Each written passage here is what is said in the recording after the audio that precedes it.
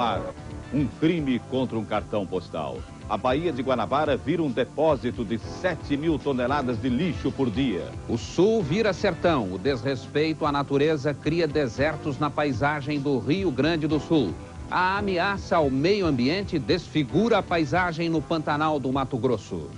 O Jornal Nacional Especial está começando agora.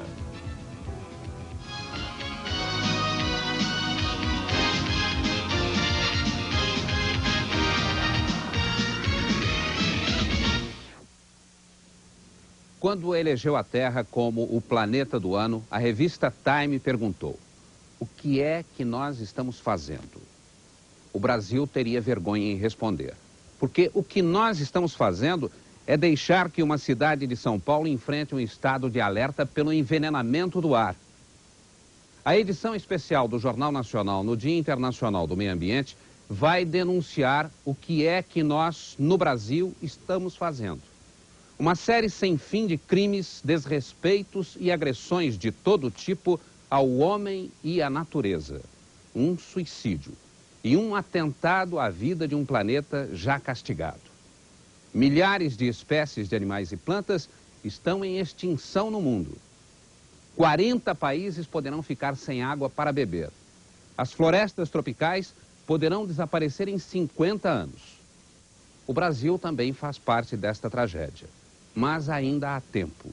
O homem que mata pode salvar. O que é uma árvore? Para muita gente é um símbolo de vida. A árvore que nasce hoje poderá estar aqui para dar oxigênio e sombra aos nossos netos. Mas há quem veja na árvore apenas matéria-prima para ser consumida. Serve, por exemplo, para queimar e virar carvão. A mata que já cobriu metade de Minas Gerais foi parar no forno das siderúrgicas. A siderurgia vai bem, mas Minas está ficando sem árvores. Desta paisagem verde do estado de Minas, Guimarães Rosa tirou nos anos 50 uma das maiores obras da literatura brasileira. Mas o que diria hoje o criador do Grande Sertão se pudesse ouvir o som estranho que brota da terra depois que o sol se põe?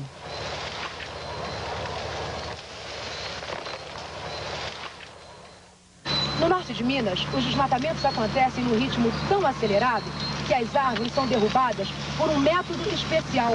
Aqui não se usa machado ou motosserra. As árvores são arrancadas por um sistema conhecido como correntão. São 2 tratores ligados a essas correntes enormes que saem arrastando as árvores inteirinhas, até pela raiz. Olhem só.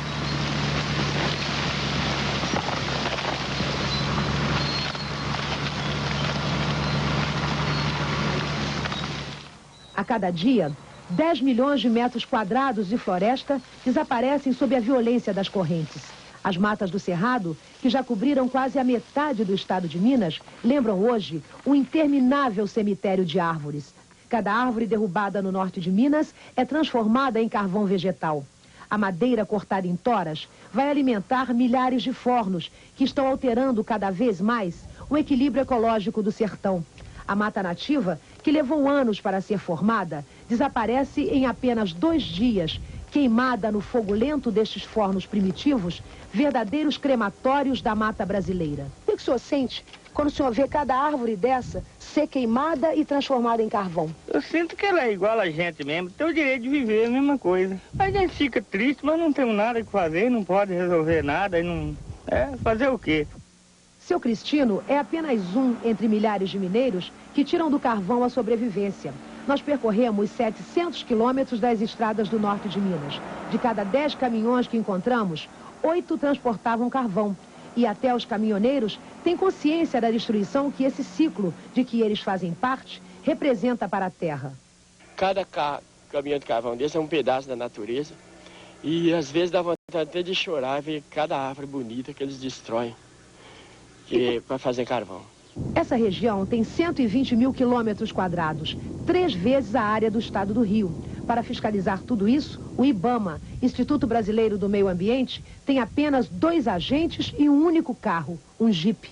Mas o trabalho destes 2 homens é muito pouco para mudar o destino de uma região tão ameaçada. Minas tem pressa. É preciso fazer alguma coisa antes que o horizonte da terra de Guimarães Rosa se transforme para sempre num chão de terra batida, onde só se vê a fumaça da madeira queimada.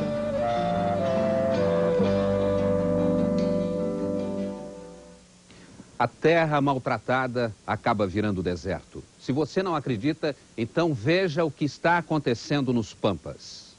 Parece paisagem do Saara, mas estamos no coração do Rio Grande do Sul, onde antes a terra era fértil, mas a lavoura e o gado usaram o solo até a exaustão.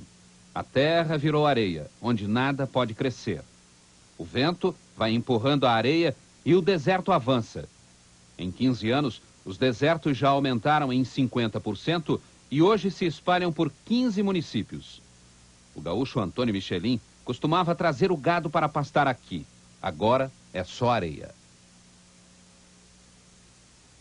É difícil impedir o crescimento dos desertos porque o vento leva areia que cobre as terras ainda férteis e destrói a vegetação. Os agricultores já tentaram vários métodos para conter esse avanço. Aqui, por exemplo, foi colocada esta barreira de madeira que tinha 2 metros de altura. Não deu certo. A areia passou por cima da barreira e o deserto continuou crescendo. A última alternativa foi plantar árvores que resistem ao solo pobre e à falta de água, como o eucalipto. A iniciativa dá resultado, segundo os agrônomos. O problema é que está sendo aplicada em poucos lugares. A ação do vento e da chuva em terrenos que ficaram sem vegetação ou foram desgastados pela agricultura e pela pecuária provocou o aparecimento de rachaduras no solo, conhecidas como vossorocas. Nesta região existem dezenas delas. Esta aqui é uma das maiores. Tem 40 metros de profundidade, quase do tamanho de um prédio de 15 andares. Depois que o solo começa a se abrir, nada mais detém o avanço das vossorocas. Elas engolem árvores e cercas. A todo momento, o terreno desliza e aumenta o tamanho das fendas. Este é um problema mais grave do que os desertos, segundo os agrônomos, porque até agora não existe um método de recuperar estes terrenos e evitar que as rachaduras continuem crescendo. Nesta região, as vossorocas e os desertos mudaram a paisagem dos Pampas. A vegetação e os animais que sobrevivem aqui já não são os mesmos. O gaúcho ainda resiste, tentando viver em um ambiente que não é mais o dele. Decretado agora, no fim da tarde, estado de alerta em Cubatão, São Paulo, por causa do excesso de poluição. A cidade, encravada na Serra do Mar, apareceu na década de 50 como símbolo do desenvolvimento do país. Mas o progresso mal planejado agrediu o meio ambiente. O sinal de alerta veio há 5 anos e a recuperação da serra virou prioridade. Todo esforço de preservação é bem recebido.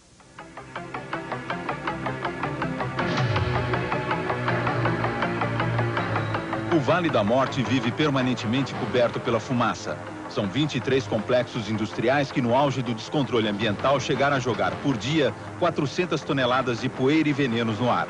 A poluição matou os rios, contaminou os operários e a população da cidade e, em 30 anos, destruiu 60 quilômetros quadrados de matas. As empresas de Cubatão só se mobilizaram para fazer algum tipo de controle na emissão de poluentes quando foram diretamente ameaçadas pela destruição que elas próprias estavam provocando. Foi em janeiro de 85, durante uma grande chuva, quando a serra ameaçou desabar e destruir as instalações das fábricas. As empresas colocaram filtros nas chaminés. A poluição baixou, mas o estrago estava feito. Esta figueira é a única grande árvore que sobrou neste trecho de mata. Ela dá uma ideia do que era a floresta original, formada por araçás, canelas e outras árvores de madeira nobre. Para recuperar o que foi destruído, a Companhia de Controle Ambiental do Governo de São Paulo iniciou o replantio da Serra do Mar. Mais de 2 bilhões de sementes foram jogadas de avião e helicóptero nas áreas destruídas. Um ano depois, os primeiros resultados já surgiram. Esta embaúba está com 1 metro e as samambaias brotaram. No primeiro momento, a gente quer criar capoeiras com essas espécies, justamente de rápido crescimento e bastante resistentes. No segundo momento, a gente pretende introduzir aquelas espécies primitivas da Mata Atlântica que precisam de um microclima, precisam de condições para se desenvolverem. Sem avião, subindo a serra a pé, este grupo quer recuperar a mata a seu modo. O guia é seu Humberto, um jardineiro aposentado que há 40 anos anda por aqui em busca de orquídeas. Ele nos leva pelas trilhas que vão dar no alto da serra. Nós subimos pelo lado que ainda não foi destruído, até a Tromba da Anta, a 800 metros de altura. Foram 2 horas de caminhada para chegar até aqui no alto da serra. Agora nós vamos ver Cubatão, que está ali embaixo. Lá está Cubatão com toda a sua fumaça. E aqui perto a gente pode ver a floresta destruída. O que sobrou foram os troncos secos das árvores.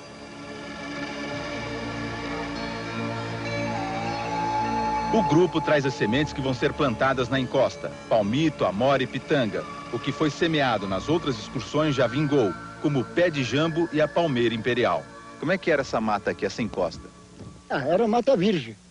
Aqui andando aí dentro era um espetáculo. Aqui mesmo, atrás desses troncos aqui perto, aqui passou os bandeirantes. O que o senhor acha que essas indústrias fizeram? Pensaram só no dinheiro. Eles não olharam nada, não se incomodaram nada, benfeitoria do mato, da vida, que só pensaram em lucro, só. Ainda vai demorar muito para a Serra do Mar voltar a ser o que era antes da poluição.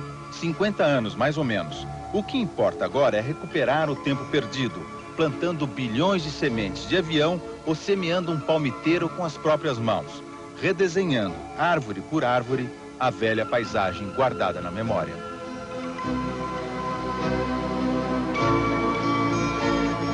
Enquanto há verde, pastai, pastai, olhos meus, uma grande árvore muito verde.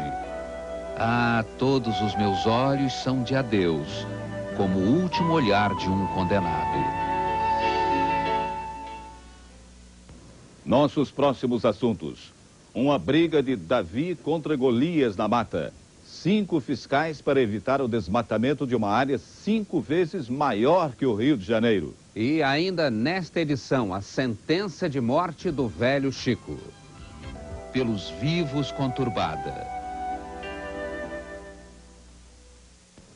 Mato Grosso do Sul está diante de uma escolha difícil. Ou produz mais soja ou mantém o Pantanal intocado.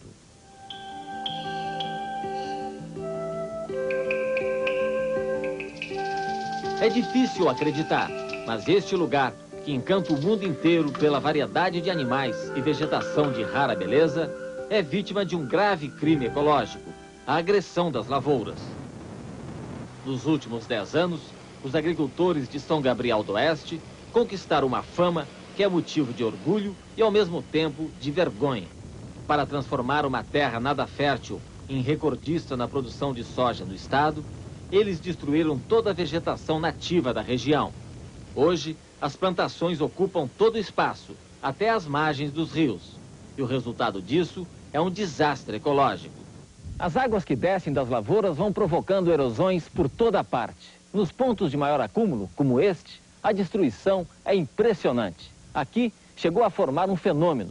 As pessoas da região chamam de Vossoroca. É uma imensa cratera, 25 metros de profundidade, 30 de largura. Daqui, a altura parece de um prédio de 6 a 7 andares.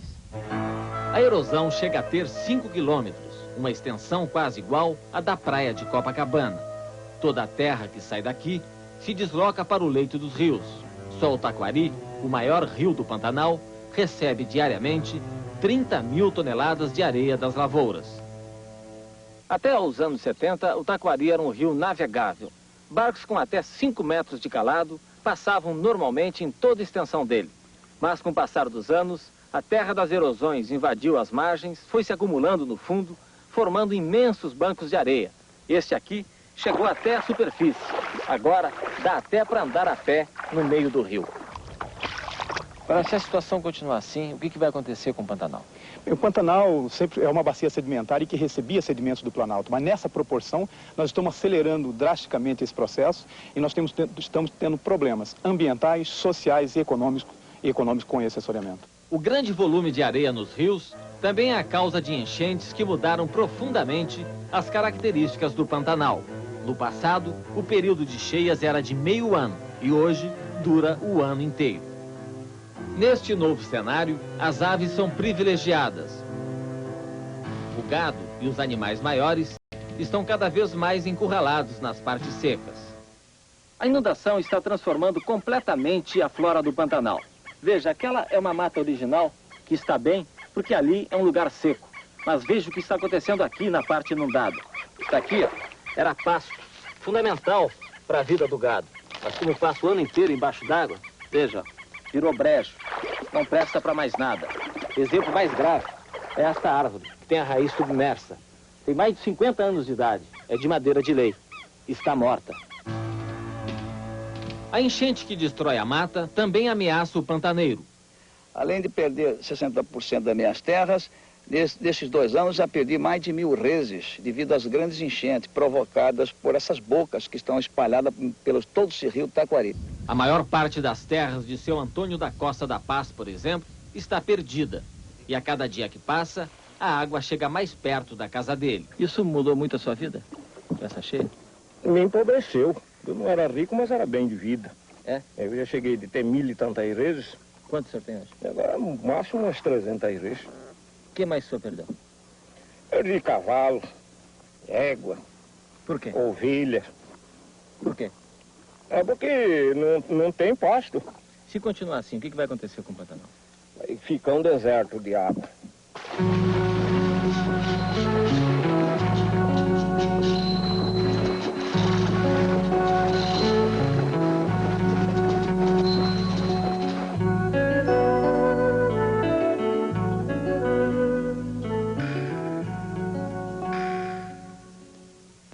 A cada ano, em junho, o mundo dedica um dia ao meio ambiente.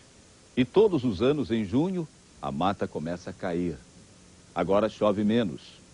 Chega o tempo das derrubadas. As árvores de madeira nobre são retiradas. Em agosto, queima-se o que sobrou.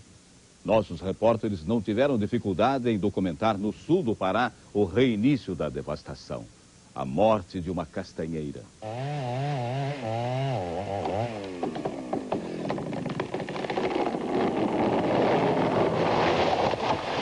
No sul do Pará, a devastação já destruiu quase a metade dos 1.700 hectares da região dos Castanhais, uma das maiores áreas de extrativismo da Amazônia. A derrubada de castanheiras é proibida pelo governo federal, mas elas acabam indo parar em serrarias como esta. Só neste ano, esta serraria foi multada 3 vezes pelo IBAMA, Instituto Brasileiro do Meio Ambiente. Uma árvore como esta vive em média 150 anos, mas estão sendo cortadas quando estão na melhor fase da produção, aos 40 anos de idade. São as chamadas castanheiras verdes. Desta vez, os fiscais interditaram a serraria. As máquinas e o gerador de energia foram lacrados.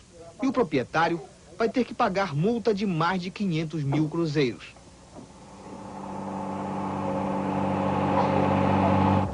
Apesar da fiscalização, o comércio ilegal é quase uma rotina nas estradas do sul do Pará.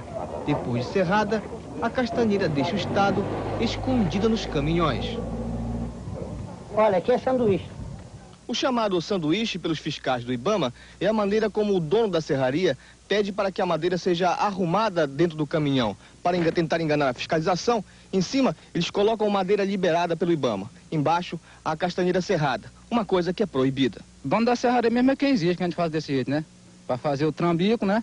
Tem que carregar madeira, botar a madeira liberada por cima e a que não é embaixo, né? Tem muitos caminhões saindo dessa maneira daqui, né?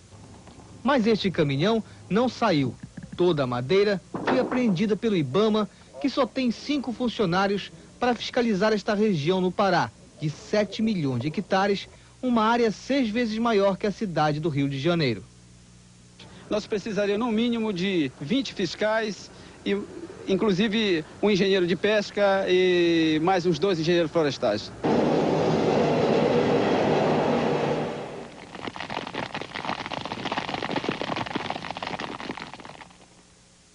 O Pará é campeão em desmatamento. Tem 2.000 serrarias, o recorde nacional. E só 20 fiscais. A derrubada e a queimada vão continuar. Apesar de tudo, a situação da Amazônia hoje é melhor do que há 10 anos. A avaliação é dos técnicos do INPE, que analisam as fotos feitas por satélites. Nesses 18 anos de pesquisas, os cientistas do INPE, Instituto de Pesquisas Espaciais, vêm fazendo um levantamento da floresta, região por região.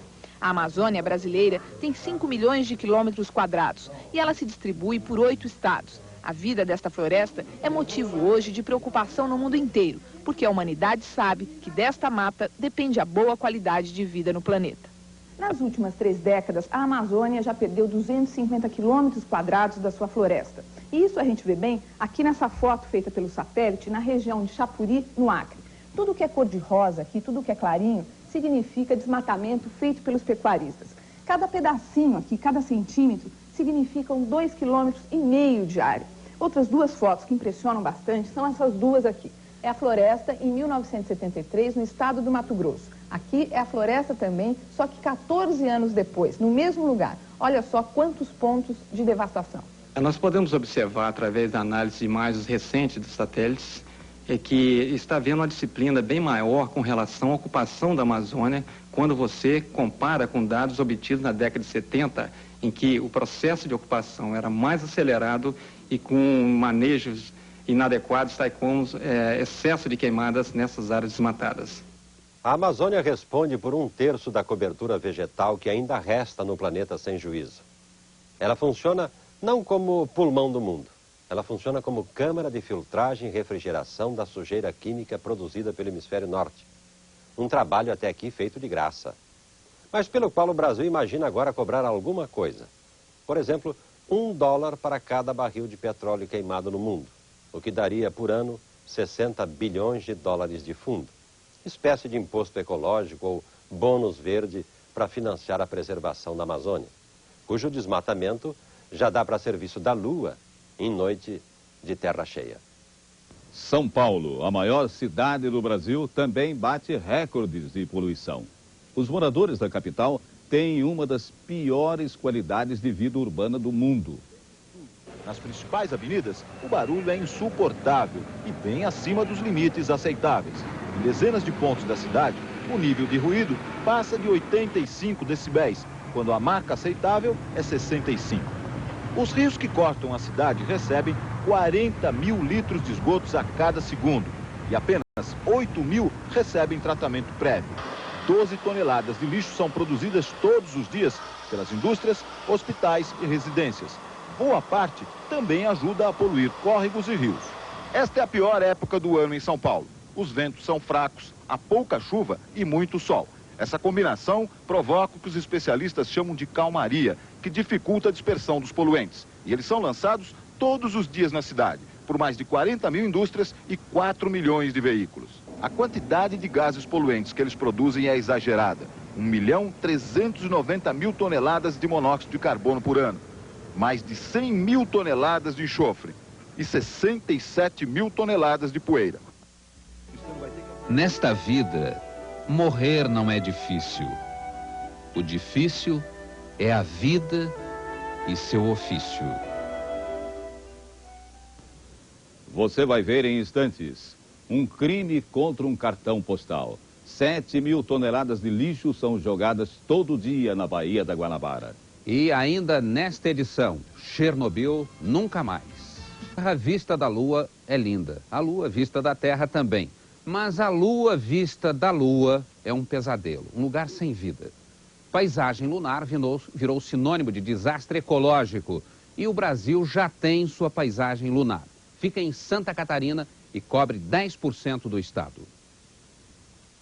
Bem no meio das mais belas paisagens de Santa Catarina, entre a serra e o mar, fica uma das maiores reservas de carvão do país. Em menos de 60 anos, o verde sumiu daqui. Foi tudo sendo coberto pelos montes de carvão. É o rejeito, a parte que não serve para consumo. Neste lixo mineral não nasce mais nada. A Lua fica aqui.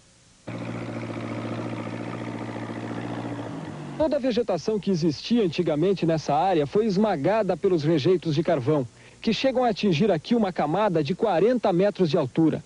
É igual a um prédio de 12 andares. O pior é que esses rejeitos, em contato com o ar e o sol, esquentam e acabam queimando. Os gases liberados sobem e voltam depois numa chuva ácida altamente tóxica. O resultado são esses lagos supercontaminados. Os rios da região carbonífera também não escapam da contaminação. Eles recebem a água retirada de dentro das minas.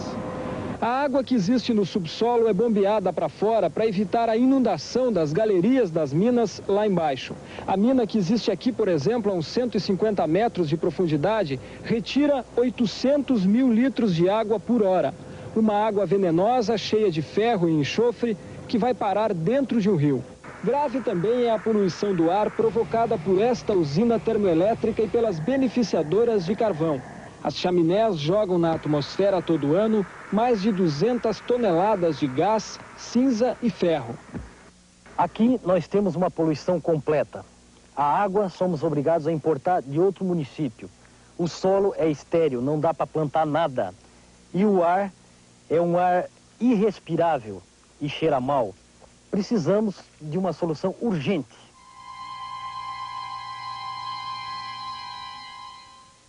É possível fazer a lua sumir da paisagem de Santa Catarina e trazer o verde de volta, mas é caro. O Banco Mundial já tem o estudo pronto, custa 200 milhões de dólares. Pela lei, as mineradoras são obrigadas a recuperar a área que hoje está morta. No Dia Internacional do Meio Ambiente, uma vitória dos ecologistas. Começa a retirada da carga do navio Mineral Star, encalhado na Baía de Angra dos Reis, no litoral sul do estado do Rio. O trabalho está sendo feito por operários do estaleiro Verome, contratado pelos armadores. Já foram retirados os primeiros tambores de óleo. A Petrobras e a Marinha estão ajudando na operação. O contrato entre os donos do navio e o estaleiro Verome foi assinado ontem à noite, antes de terminar o prazo dado pela Marinha para os armadores começarem a retirar a carga. Quase 9 milhões de pessoas vivem em volta da Baía da Guanabara e dela fizeram uma imensa lixeira. O cartão postal do Rio de Janeiro está manchado pela sujeira de séculos de desatenção. Hoje, a água da Baía de Guanabara recebe por dia 8 toneladas de óleo industrial e 7.000 toneladas de lixo. São linhas de sujeira a perder de vista. Constatamos esses males num passeio de barco com o presidente da FEMA, instituição estadual que coordena o programa de recuperação da Baía, iniciado há 3 anos. O grande mal é provocado pela concentração de vários problemas em diversas áreas. Esse lugar aqui é um exemplo disso. Estas águas estão poluídas ao mesmo tempo por lixo industrial, lixo doméstico, óleo e esgoto. O grosso da poluição industrial da bacia da Baía de Guanabara é causado por 52 indústrias. A FEMA está controlando as atividades das empresas. Todos esses grandes estaleiros que estão sendo vistos aqui, eles têm demandas de controle, muitos já reduziram expressivamente o seu lançamento de óleo. Os técnicos da FEMA coletam água todo mês em 10 pontos da Baía. A qualidade da água varia muito de um lugar para o outro. Perto desse estaleiro, a água tratada ainda não é a ideal, mas já é aceita pelas garças. E onde a condição da Baía é muito boa, como no Canal Central, a vida renasce da água. A Baía da Guanabara tem salvação. Em mais 8 anos pode chegar a ter níveis aceitáveis de poluição. Num país que trata tão mal os seus rios, pelo menos um poderia ser poupado. Ele é chamado com carinho de Velho Chico. Mas hoje o Rio São Francisco, em vez de carinho, recebe agressão. O Rio São Francisco nasce limpo, cristalino, a 1.200 metros de altitude, no Parque Nacional da Serra da Canastra, em Minas. Mas logo perto da nascente, começa a destruição. A água barrenta já é resultado da poluição. Poluição que vem do homem, das indústrias. Ao longo dos 1.000 quilômetros de extensão, o São Francisco é atacado pelo garimpo. Poucas vezes os fiscais conseguem pegar os garimpeiros. Eles fogem e deixam equipamentos abandonados. A retirada de areia e de água do rio provoca erosão. A margem do São Francisco também é sacrificada pelo desmatamento e pelas queimadas.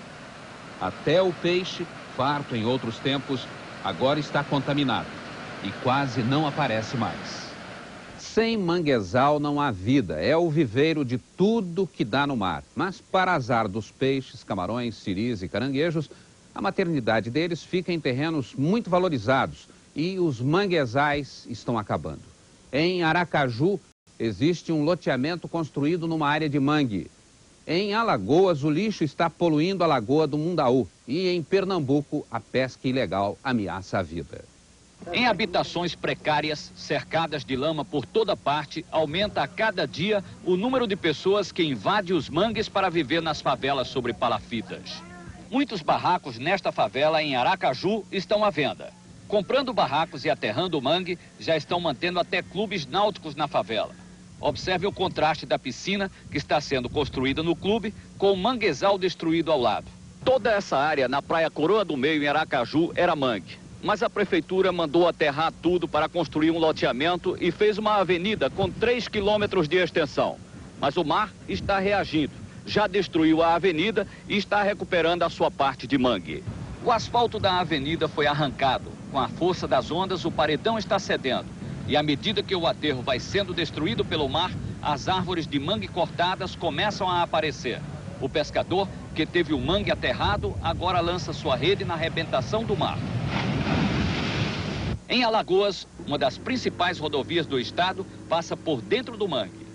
No litoral do Nordeste, muitas vezes os caminhos do progresso invadem as reservas ecológicas. É o que está para acontecer mais uma vez aqui no município de Barra de São Miguel.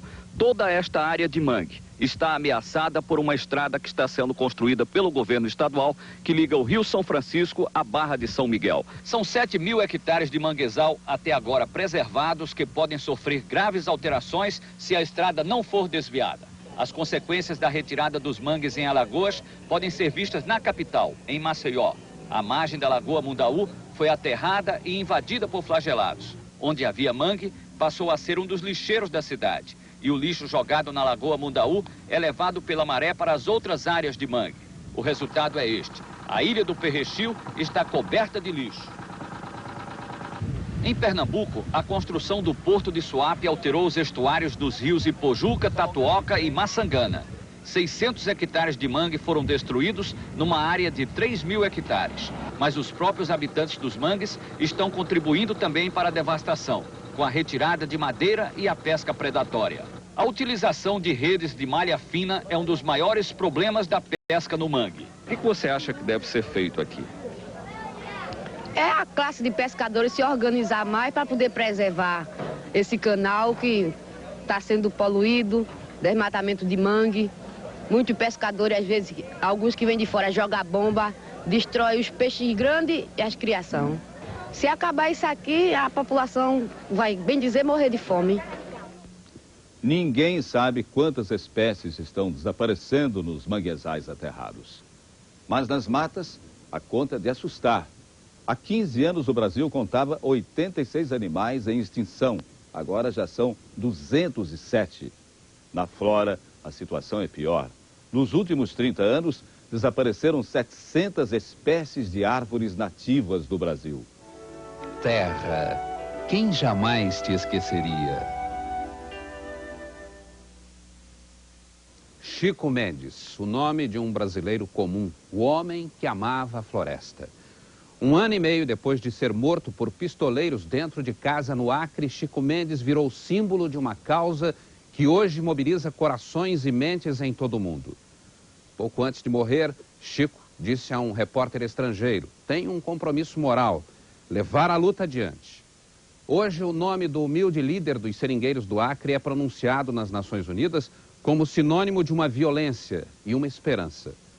O Programa do Meio Ambiente das Nações Unidas deu hoje um prêmio póstumo a Chico Mendes, um reconhecimento internacional ao homem que deu a vida à floresta. O cacique brasileiro Paulinho Paiacã, da tribo Caiapó, recebe um troféu da ONU pelos apelos que fez em defesa da Amazônia.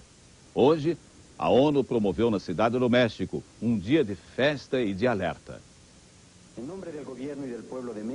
Para o presidente do México, Carlos Salinas, a questão do meio ambiente é realmente muito simples. Se nós não nos preocuparmos com a ecologia, ele diz, não vamos ter que nos preocupar com mais nada, porque simplesmente não haverá planeta. A comemoração do Dia Mundial do Meio Ambiente na Cidade do México hoje foi um sinal de aviso para países do mundo inteiro sobre os perigos da poluição e do desrespeito ao equilíbrio ecológico. Foi uma premiação para 500 indivíduos, inclusive 6 brasileiros, gente de todo o planeta que ajuda a preservar o meio ambiente, e foi uma promessa para quem nem nasceu ainda. Segundo as Nações Unidas, o meio ambiente tem que ser preservado, principalmente por uma questão de respeito às gerações futuras. Os 6 brasileiros que receberam os prêmios Global 500 na Cidade do México são o indígena Paulino Piacã, a ativista Mária Alegrete, o padre Paulino Freire, o biólogo Roberto Klein, o ecologista Ivan Fonseca e o deputado federal Fábio Feldman. E aqui em Nova York, na sede das Nações Unidas, hoje, Ruth Rocha e Otávio Roth, também brasileiros, lançaram um livro infantil com um tema especial para esse Dia Mundial do Meio Ambiente. O livro é uma tradução em linguagem que as crianças entendem da Declaração de Estocolmo sobre o Meio Ambiente no Mundo, um documento assinado em 1972 que foi o iniciador, segundo muitos, da consciência ecológica que só está crescendo na Terra hoje em dia. A Inglaterra cria um pedaço da floresta amazônica no centro de Londres. A umidade, a temperatura, é tudo artificial. Mas esta é a melhor maneira que os ingleses encontraram para despertar a atenção dos estudantes. Um pedaço artificial de floresta é apenas uma das faces de uma luta que se desenvolve em terra, mar e ar. Quando há 18 anos a ONU criou o Dia Mundial do Meio Ambiente em Estocolmo, ninguém falava em efeito estufa ou camada de ozônio. Não se dava ouvidos para a Terra. Lately it's been getting worse and worse, hasn't it? You're making life hell for the others, you know. Whales, for example. De lá para cá, os militantes ecológicos, tidos como quixotes, provaram que os dragões não eram moinhos. Na última pesquisa promovida pelas Nações Unidas, cientistas de 39 países afirmaram que se até o fim do século o mundo desenvolvido continuar a emitir o mesmo volume de gases poluentes, a temperatura do planeta vai subir 3 graus e o nível do mar 60 centímetros. Um desastre de consequências imprevisíveis.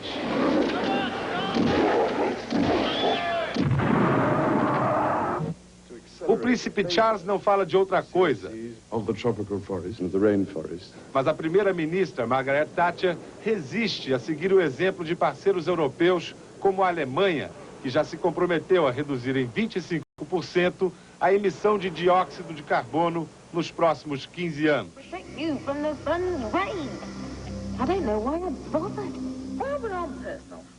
Hoje, em frente ao Ministério dos Transportes inglês, manifestantes pressionavam o governo. Na Itália, os ecologistas perderam para os caçadores. Um plebiscito para suspender a caça a aves migratórias teve o mais alto nível de abstenção da história italiana. A paixão pela caça foi maior que a consciência ecológica. O Brasil, que andava por baixo no conceito da Comunidade Verde Internacional, reverteu a pressão. O secretário do Meio Ambiente, José Lutzenberger, tem o apoio dos grupos que antes não saíam da porta da Embaixada Brasileira. Os ingleses continuam mobilizados pelas florestas tropicais, mas agora pressionam os bancos credores da dívida externa. Se a consciência ecológica é recente, o fascínio dos ingleses pela floresta tropical vem de longe, da época do Império Britânico. Hoje, as crianças inglesas vêm sentir o calor da floresta tropical úmida aqui no coração do Jardim Botânico de Londres. A estufa tem a temperatura média de quase 30 graus, no verão 40, e a umidade relativa do ar é de 95%. Não fica devendo nada a Manaus. De 4 em 4 minutos, jatos d'água mantêm a umidade alta, nos explica o menino pesquisador. Ele diz que nós sabemos como funciona a estufa, mas não a floresta. Quando crescer, ele quer encontrar as árvores no lugar e todos os mistérios a descobrir.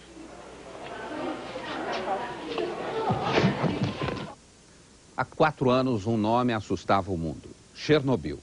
O reator da usina nuclear pegou fogo e uma nuvem de medo e de radioatividade se espalhou pela Europa. Sábado passado, nas vésperas do Dia Mundial do Meio Ambiente, finalmente o mundo recebeu uma boa notícia de Chernobyl. A usina vai ser fechada. O acidente em Chernobyl, na União Soviética, foi o pior ocorrido até hoje com a energia nuclear de uso civil. O reator defeituoso liberou uma radioatividade 12 vezes maior que a da bomba atômica que arrasou Hiroshima na Segunda Grande Guerra. 300 pessoas morreram. O número de vítimas da contaminação chega a 2 milhões e pelo menos 5 milhões de hectares de terra foram contaminados. O governo da Ucrânia calcula que a usina estará inteiramente desativada em 5 anos.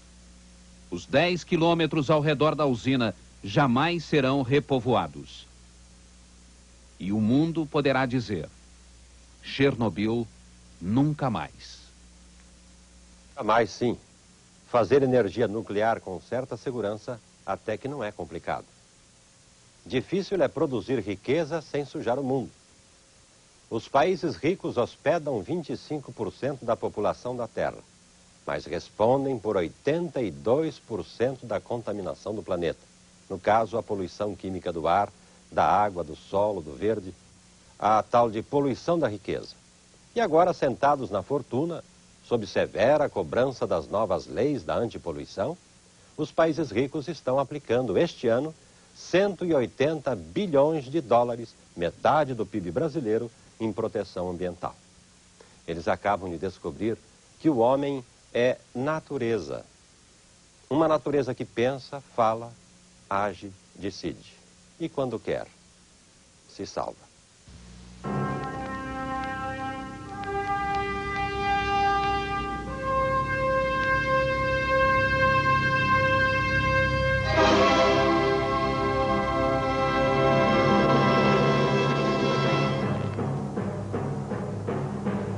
Se você estivesse viajando em uma nave espacial, teria coragem de poluir a água de beber e o ar